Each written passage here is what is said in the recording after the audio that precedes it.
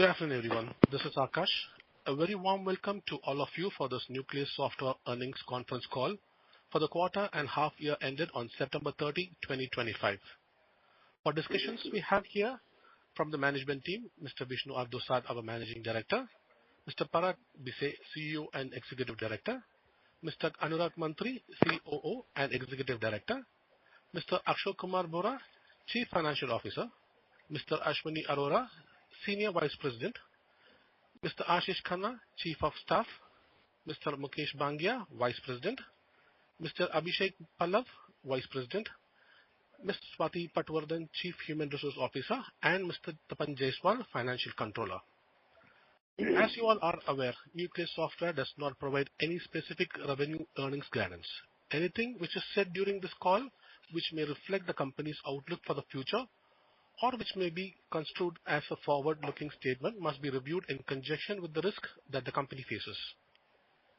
An audio and the transcription of this call will be shortly available on the investors section of the company's website, www.nucleussoftware.com.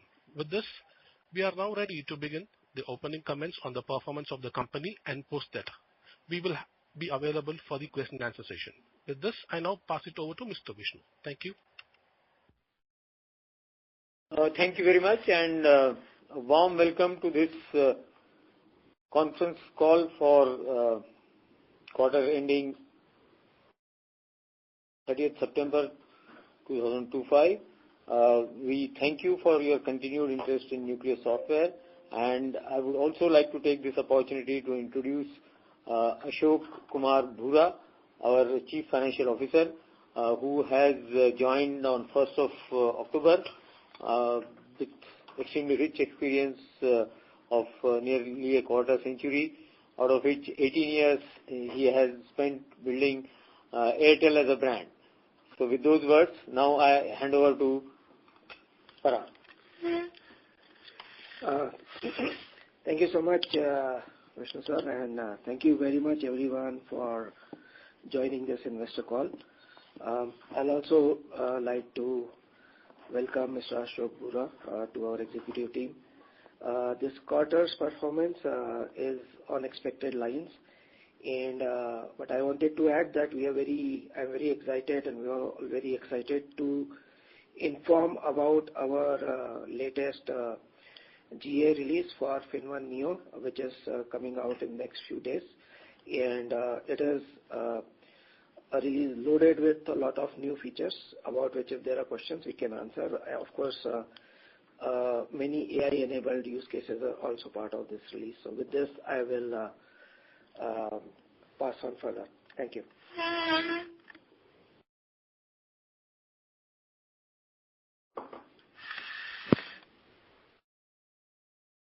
Tapan sir, to please highlight the financials for this quarter. Over to you, Tapan sir. Thanks, Swati. Am I audible? Yes, you are. You're audible. Our consolidated revenue for the quarter is at rupees 213.51 crore against rupees 217.72 crore quarter on quarter and rupees 202.20 crore year on year. Overall revenue in foreign currency, including India rupees revenue, is $24.47 million for the quarter, against $25.46 million quarter on quarter and $24.12 million year on year. Product revenue for the quarter is at rupees 181.02 crores against rupees 184.91 crore quarter on quarter and rupees 171.40 crore year on year. Revenue from projects and services for the quarter is at rupees 32.50 crore against rupees 32.81 crore quarter on quarter and rupees 30.81 crore year on year. As for expenses, cost of delivery including cost of product development for the quarter is 73.9% of revenue against 70.1% of revenue quarter on quarter and 71.4% of revenue year on year. In absolute terms, this is rupees 157.7 crore against rupees 152.7 crore quarter on quarter and rupees 144.42 crore year on year. Marketing and sales expenses for the quarter is 7.3% of revenue against 6% of revenue quarter-on-quarter, 4.5% of revenue year-on-year. In absolute terms, this is rupees 15.67 crore against rupees 13.12 crore quarter-on-quarter and rupees 9.09 crore year-on-year. As for GN expenses for the quarter is 8% of revenue against 8.3% of revenue quarter-on-quarter and 8.5% year-on-year. In absolute terms, this is rupees 17.07 crore against 18.15 crore quarter-on-quarter and rupees 17.17 crore year-on-year. EBITDA for the quarter is at rupees 23.09 crore against rupees 33.74 crore quarter-on-quarter and rupees 31.52 crore year-on-year. Other income from investments and deposit at rupees 13.50 crore against rupees 16.87 crore quarter-on-quarter and rupees 18.47 crore year-on-year. Total other income for the quarter is at rupees 16.16 crore against rupees 17.96 crore quarter-on-quarter and rupees 19.02 crore year-on-year. Total taxes are at rupees 9.12 crore against rupees 13.10 crore quarter-on-quarter and rupees 13.54 crore year-on-year. Net profit is at rupees 26.29 crore against rupees 35.20 crore quarter-on-quarter, is 33.06 crore year-on-year. Other comprehensive income is at rupees 2.77 crore for the quarter against rupees 4.63 crore quarter-on-quarter and negative 2.71 crore year-on-year. Total comprehensive income, which includes net profit and other comprehensive income, is at rupees 29.06 crore for the quarter against rupees 39.83 crore quarter-on-quarter and rupees 30.35 crore year-on-year. EPS for the quarter is at rupees 9.99 as against rupees 13.37 in the previous quarter and rupees 12.35 year-on-year. In terms of foreign currency hedges, we had $2.5 million of forward contracts at an average rate of 87.80. There is a mark-to-market loss of rupees 0.40 crore, which is taken to hedging reserve in the balance sheet. Revenue contribution from the top 5 clients for the quarter is 27.1% against 28.6% in the previous quarter. The order book position is rupees 671.10 crore, including rupees 579.67 crore of products business and rupees 91.43 crores of projects and services business. On June 30th, the order is 703.16 crore, including 608.70 crore of product business and rupees 94.46 crore of projects and services business. Total cash and cash equivalent as on September 30th are rupees 961.66 crore against rupees 965.93 crore as on June 30th. This includes balance in current account of rupees 42.23 crores, various schemes of mutual funds rupees 628.15 crore, fixed deposit of rupees 257.04 crore, investment in tax-free bonds of rupees 34.24 crore. With regards to receivables, we are at rupees 116.19 crore against rupees 126.12 crore the previous quarter. During the quarter, there is a gross addition of fixed assets of rupees 10.01 crore, consisting primarily of rupees 9.62 crores on computers and services, 0.04 crores on office equipment, 0.32 crores on plant and machinery, and 0.03 crores on software. Now I'll pass it to Swati. Thank you, sir. With this, now we are open for the question and answer session. I will hand over to you, sir. Over to you. Thank you, ma'am. With this, we are now open for the Q&A session. If you wish to ask a question, please press star and 1 on your telephone keypad and wait for your name to be announced. If you wish to cancel your request, please press star and 1 again. Let us wait until the question queue assembles. The first question comes from Mr. Rushabh Shah from Bugle Rock PMS. Please go ahead. Hi, thanks for the opportunity. So one of the questions was on employee cost. What we see as a percentage of sales in the last 10 years, we have moved from 55% to around 65% as of FY'25. Yeah, am I audible now? Yeah, better. Yeah. So then my question was on the employee cost. What we see that as a percentage of sales, we moved from 55% to around 65% in the last 10 years. So my question was that we as investors, how do we track the employee productivity as we have added so many employees in the previous years?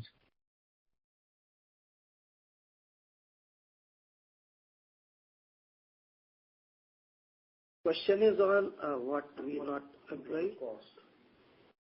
Employee cost, how do we track the employee productivity as we have added so many employees in the previous years? So, employee additions, I don't know if you, especially if you look at over the years, may not be so much because we've been talking about it. We had a serious impact when the mass attrition was there, and essentially we have filled those up. And of course, there are some critical hiring we've done. Employee costs certainly have gone up across the industry because of what happened during the period of the mass attrition. So we are definitely not at same levels where we were earlier. As regards productivity that you talked about, yes, our endeavor is to increase that. We keep investing very heavily in our products. As I talked about, our latest release is coming out, and of course, with that rolling out, we'll of course expect to have more implementations, upgrades, and all that, which will reflect in this financial aspect as well. Okay. And the second question was, so what we have seen in that the global companies like Silver Lake Access and Temenos, they have around 60 to 70% of their top line as maintenance and support. So although Nucleus does not give bifurcation, but could you help me understand how this segment for us has moved over the years and your thought process and how it will move ahead?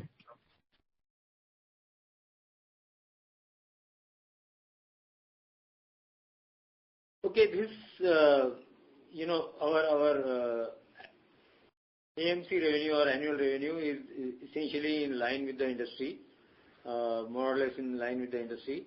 And going forward with, our latest releases getting rolled out with our existing customers, we do hope that our ability to continue investing in releases which would add greater value to our customers would go higher. So that is how we would like to respond to your question. Okay. So my last question was, sir, was one of the challenges we faced in the recent years is that the customer had an upper hand on us by asking for customization for every small thing, and we accepted it, put manpower behind it, and in return we couldn't get that much of revenue as it was costing for us. So since the customization was done for the customer, he was very happy with the customization, and for that he wouldn't switch to our newer product, and hence we were not able to command a premium or rather have a pricing power on our products. So is my assessment right? I just wanted your views on it. I'm not sure I've understood the entire question, but I will respond in any ways. Yes, we've been saying that in the past, like pre-FinnOne Neo era or pre-Finexia era, we would we would very happily do customizations because that was the only way we were working. And that is the reason when we created these new age products that were with open architecture, that were highly configurable, where the approach was that we will do less and less customizations, and which is what we are continuing. However, I would want to add this that especially with the fintechs coming in and on the customer acquisition part of our product line, which we call as customer acquisition system or CAS, there we do feel a pushback on making customizations, because that is an area where all our customers are wanting to build a niche for themselves. So everyone wants to do things their own way. So that's where we get a lot of demands for customization, even in the new product. However, as I said that our products are highly configurable. We are making it even more configurable so that we are able to provide such flexibilities to the end customers, such personalization to the end customers, without doing too much of a code change. So that is a journey which we are already on, and we will continue to work on that. So I hope I'm being able to answer what you asked. Yes, thank you, sir. I will get back in the queue. Okay, thank you. Thank you so much, sir. The next question comes from Mr. Mayur Patel from GCR. Please go ahead. Yeah. Am I audible? Yes. Yeah. Hello, sir. So over the last 4 quarters, our revenue growth has been kind of modest. And due to the increase in operating expenses, majorly due to our product enhancing, so it has took the hit on margins. But in last Concall, you mentioned that our main focus is to drive the top line growth. So what I want to understand from your side, what are the key execution drivers that needs to play out to re-accelerate the growth, the top line growth, which there was 2 years ago? So, 2 parts to it. One, we've been talking about upgrading our existing customers from old platform to the new platform. That journey is not as fast as we would have expected it to be. The second, of course, is acquiring new customers. And I've been talking about 2 things. One is that we're getting good traction from the market. At the same time, the conversions are taking time. The situation continues. We are, however, hopeful of conversions. India market, Middle East market, and we've been talking about expansion, consolidating in the markets where we are already present. We talked about our background work in the US market for past couple of years. It's a tough market to get in, but we continue to work on that and gaining traction there. So with all these, what we are expecting to grow, we should be doing that in quarters to come. Yeah, sure. Thanks. I'll get back in the queue.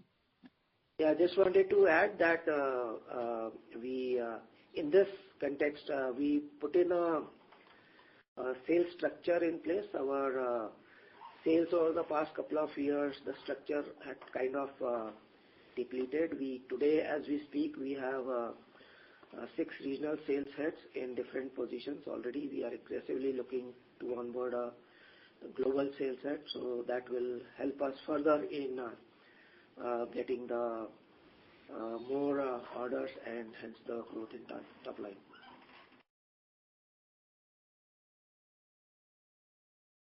Yeah. Thank you, sir. That's all from my side. Thank you, sir. The next question comes from Mr. Rahul Jain from Dolat Capital. Please go ahead. Yeah, hi. Thanks for providing me the opportunity. Was just trying to understand how the market is looking. You of course said there's a traction, but conversion is weaker. But what could be the top 2 or 3 reasons that are driving the momentum, and what could make this, pipeline of a potential pipeline into a revenue that we are expecting to happen in next few quarters? Okay. So one is that, of course, the consumer lending market is booming, I would say. Government regulator, everyone is wanting that the finance, retail finance, finance to the lowest end of the society should increase, and there's talk of that everywhere. A lot of new NBFCs are coming up, which you would know, of course, and many of them are talking to us. So that is the traction part of it. I'll repeat what we've been saying, that conversions are taking time because thanks to the regulatory changes, the regulatory tightening of regulatory norm, if I were to say, decisions are taking time. We're talking about even in smaller NBFCs, the decisions happening at board level. There is a lot of focus on IT governance, regulatory, technology architecture. Also, people are wanting to know. So all that then takes time. So the situation is continuing like that. Right. So I think some of the input which you mentioned were more pertaining to India as an end market. Is there anything you could add to make us understand how some of your other market outside of India is doing, and what is the incremental thing that we are able to do with empowering of our sales organization, which we have announced in the past? So any color on that part will also be helpful. So, okay. So, sales structure, of course, has come in place. So, if you talk about empowering, it is more enablement. One is there are new people who are joining. We are enabling them with understanding our products better. We, of course, providing all the support from head office for geographies outside. We have also participating in various industry events that you might be aware, whether they are in India, whether there are or outside. There is a very significant partnership which we have done with GFTM, which is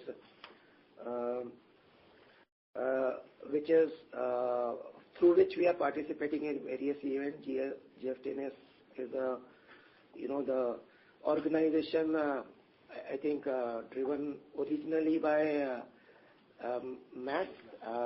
They were the ones who were doing SFF, the Singapore FinTech Festival. They have spread across various geographies. So we are partnered with them, and through which we are participating in many events. And apart from that,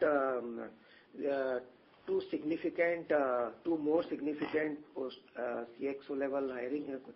Our CMO had joined a few months back, about whom we had informed, and very recently our global alliance head, who's also a very experienced professional, has joined us. So all these things put together, we are hoping that we will get to see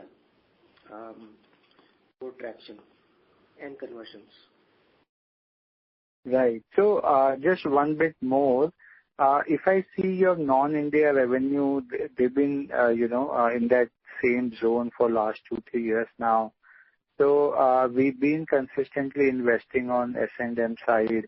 So if you could help us understand what is causing this longer, a much longer conversion of investment into revenue in these markets. Is it like that's the kind of a cycle we were expecting? Is it taking longer? What could have caused this? And incremental role of this gentleman joining as a global alliance partner? What could be the role? Is it related to system integration or there's any other aspect to it? Thank you.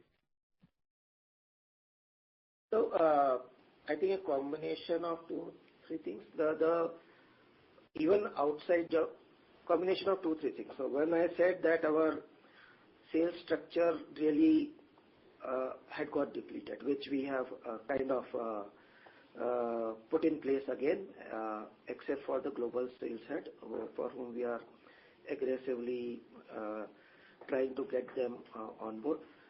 The second, I think the slowing down of conversion is experienced all across. It's not only in India.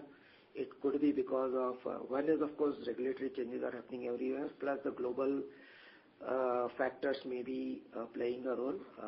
We don't know very specifically. And the last thing, of course, the alliance head, the global alliance head, partnerships with the big fours, whoever, one of them, other partners who can help us sell our products and also subsequently help in implementation and support.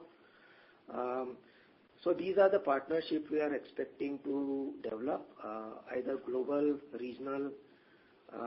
So yeah, this is where the alliance head is expected to help us, even with technology providers, platform providers like AWS, likes of AWS, with whom also we partner.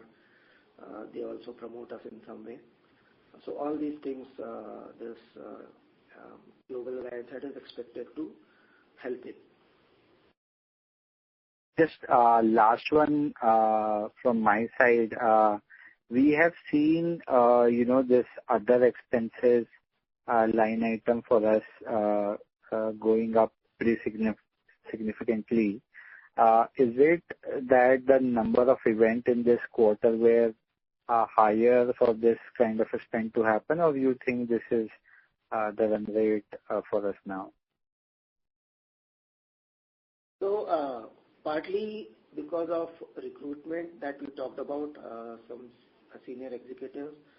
Yes, marketing, we are consciously investing more in marketing activities, so a lot of events we are participating. Definitely these two facts. Yeah. These are the two key things. And travel related to that, of course. Right. Any medium-term profitability band we would like to operate? Is that something that we have internally assigned? Well, you know very well that we don't give any guidance. You've been part of so many calls, so on that we will certainly not comment. Sure. Thanks, Parag, and welcome Ashok to the team. Thank you. Thank you, sir. The next question comes from Mr. Modit from M3. Please go ahead. Hello. Yes, thanks for the opportunity. My question is, what is the go-to-market strategy for customer acquisition in FinExia, and what's the traction there? I would say traction is there, but FinExia typically, unlike FinOne Neo, where almost all banks and a lot of NBFCs, they get into the lending, specifically retail lending market. FinExia is niche. It is done only by big, large corporate banks. So of course the number of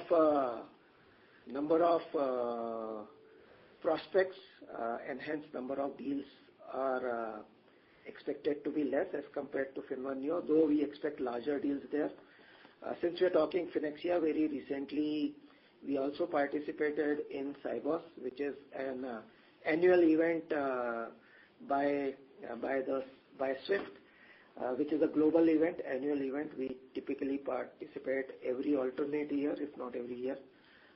And from there we try to generate more leads. So that's the traction on FinExia. Right. And on the conversions from FinOne to FinOne Neo, where do we stand there? And means, could you give us some light on how many of it is actually from the old customer itself, like is it 80-90%? And what is stopping from others to upgrade to Fin Neo? Because it's been there for last 8 years, 9 years, and the new generation fintechs are all microservices based architecture. So why is this conversion not happening? So, yeah, I agree, because that's what I said in my initial comments also, that it is not at a pace where we expect it to be. Except there's one typical challenge that we face is, of course, in FinOne, as I had mentioned, we would do the customizations the way the customers wanted it. Now, a lot of things in FinOne Neo, though they are available, but the deliberations we get into is that customers want features as exactly they are developed in FinOne. So that is one area. Plus, I think FinOne is a very solid product. So though the technology is old, but that inertia definitely customers have. They don't want to move out with something which they are very, very comfortable with. So these are the couple of factors. Is pricing also a big factor? Like, is there a large delta because of which people are hesitant to move to the FinOne Neo? It is not because of pricing, certainly. It's the complexity of implementation and inertia. Yeah. And migration, all those things, and change management essentially. Understood. If I can take one or two more, what percentage of sales do this system integrators and the likes of this Big Four contribute to at the moment? And is there any process? Is there any discussion at board level? Where do you want to take it eventually in 2, 3, 5 years? Currently, it's very, very less. We don't have very big partners. Yeah, we do have partners through which we are getting sales, but it would be very less. And there's no limit where we want to go. We would want as many sales to come from these. There's no percentage we define for ourselves. Right. Again, I understand you do not give guidance, but still I'll try it in my way. Is how do you see growth in like 5, 7, 10 years? Where do you want us as analysts to peg it to? Do you want it to peg it to credit growth? How do you internally aspire to grow with respect to industry? And the follow-on question on the same is, in last 3 years, the growth the delta of the growth from long-term average with what we saw was largely contributed from the price hike you have taken. Does that mean your long-term growth will revert to the mean of 8, 10, 12% that was there for last 2 decades? Sorry, won't be able to comment on this. I was just trying my luck. No worries. Thank you so much. Thanks for giving all the answers. Thanks. Thank you, sir. The next question comes from Mr. Vinay Nadkarni from Hathway Investment Private Limited. Please go ahead. Thank you. Just how many new logos have we added in this quarter and in this half year? One logo we have added. In this quarter or in this half year? This quarter. Okay. And half year also it's more or less the same, or was there anything else in the first quarter? Tapan, would you want to comment in half year how many new logos have we added? Okay, so. That's when we have added 2. So two. Hello? Yeah, Tapan. Okay. And just wanted to check out of the revenue in this quarter, how much is revenue from the new logos and how much is, is there any percentage that you can give to see how exactly it is moving? No. Okay, let me reframe my question. Basically, what I wanted to check out was how much of your revenues come from annuity kind of a business and how much of it comes from fresh sale of logos, fresh sale of products.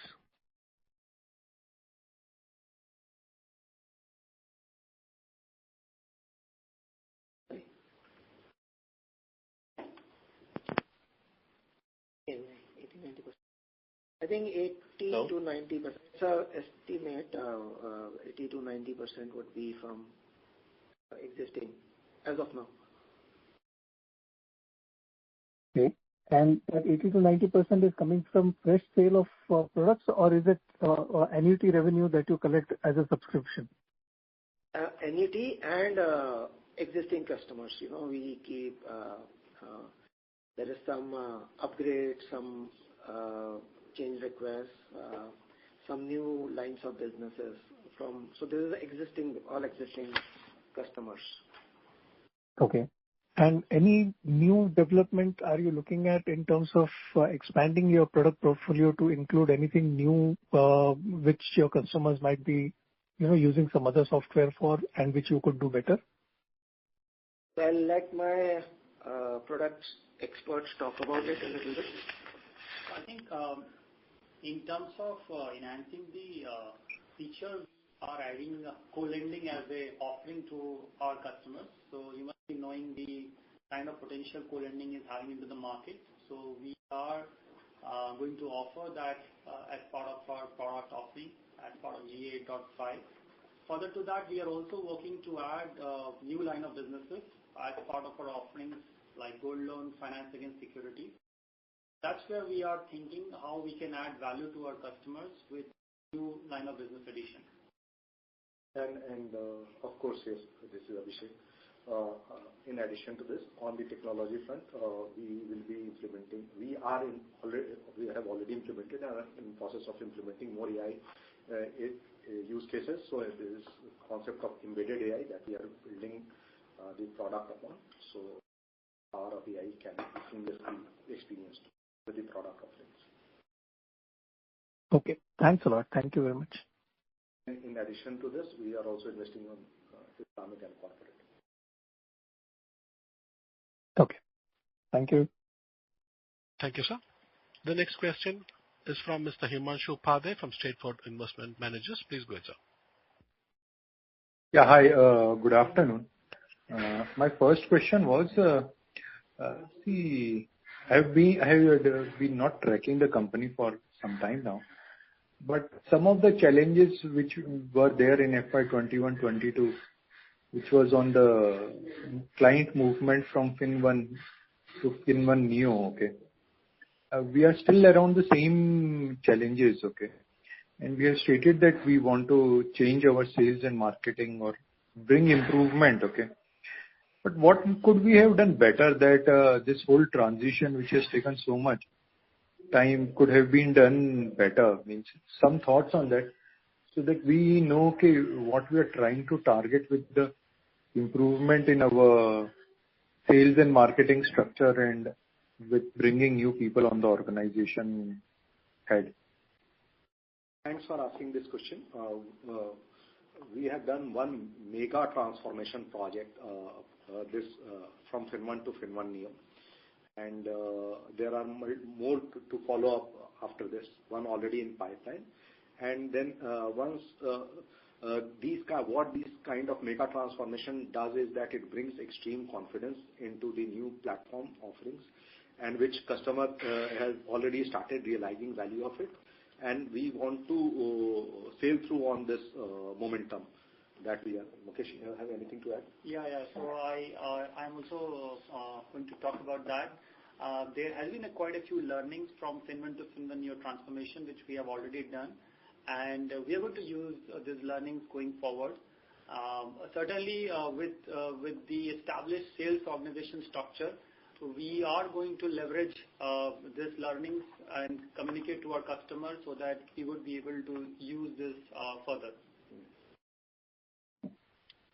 Can you elaborate on what were the top 3 important learnings which we can transfer, and whenever some new project transformation or a new product is going to come up with us, the scale up of that could have been faster than what it has been historically for us.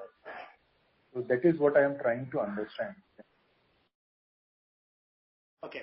So I think if you talk about top 3 learnings, one certainly is on the data migration side, wherein we have learned how to make the cutovers timing more optimized.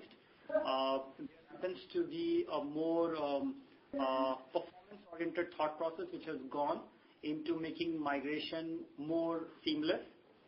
That's one learning which we are now embedding as part of our product offering as well in terms of data migration toolkits.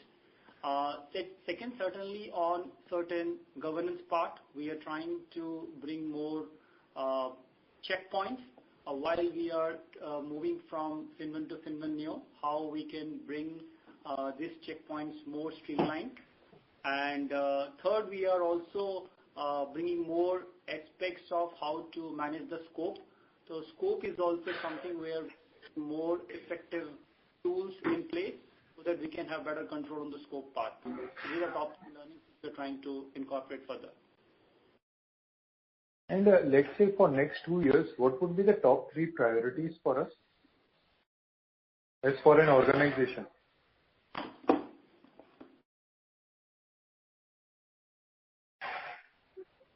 Of course, first is enabling people on the technology and the product.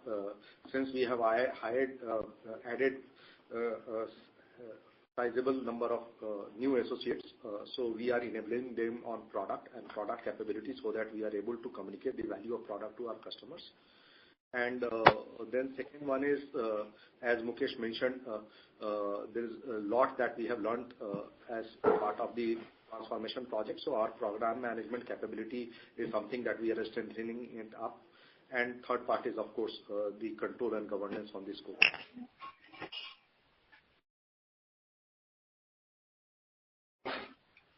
Okay, thank you so much, sir. This is in addition to as part of organization practices which, on technology and product lines that we are working upon. Okay. Thank you from my side. Thank you, sir. We have a follow-up question from Mr. Mudit from M3. Please go ahead. Thanks for the opportunity for follow-up. I want to understand what exactly at the moment is the role of Dr. Ritika in the organization. Is she eventually going to take a larger management role in the organization? And what's the glide path that you guys see for her? Yeah, as of now, Dr. Ritika is still on her sabbatical, and as she comes back from sabbatical, her role will be decided. And the other follow-up is on, is there any other product line that you are tinkering with, given the cost of new development with AI has gone down substantially? So are you thinking to, given you have large cash reserves, are you also putting R&D monies to come up in new product lines? And the follow-on that would be, is there a lot of competition in pipeline coming because the product development cycles because AI has gone shorter? Okay, the way I would like to respond to this very interesting question is, thanks to AI, the product lines certainly have reduced. However, the domain knowledge or industry knowledge is a very, very integral part of whatever offering that you want to bring to the market. And that is where, we have tremendous strength. We are continuing to build on that strength. and any related offerings we would certainly we continue to look at, and we would be working on that. Right. So, just a quick understanding from you. For in US, there is something called a sidecar approach, where the likes of Thought Machine and other companies, Mamboos of the world, they try and sell a small part of their entire offering to a company to get a foot in a door, and then slowly move and mind that customer. Is there something that similar to that you have some very unique small software which can help you to get inroads to get eventually a much bigger piece of the business from the clients? Absolutely. Package business components are something that we have been working on for some time now. And while we roll them out with our existing customers, the next step would be to take them to non-customers also. Right. Understood. Thank you for being patient and answering my question. Thanks. Thank you. Thank you, sir. That was the last question, so I'll pass over to Mr. Vishnu for his closing comments. I would like to take this opportunity to thank all of you for your continued interest, and also would like to convey our sense of gratitude to two of our colleagues, Ashwini Arora and Ashish Khanna, who have dedicated 3 decades and 2 decades respectively of their professional career in building this organization. As they sign off to take on the world with some new exciting ventures, we wish them all the success and put our sense of gratitude towards them. Thank you very much. Thank you, sir. That concludes our conference for today. Thank you for participating. You may all disconnect now.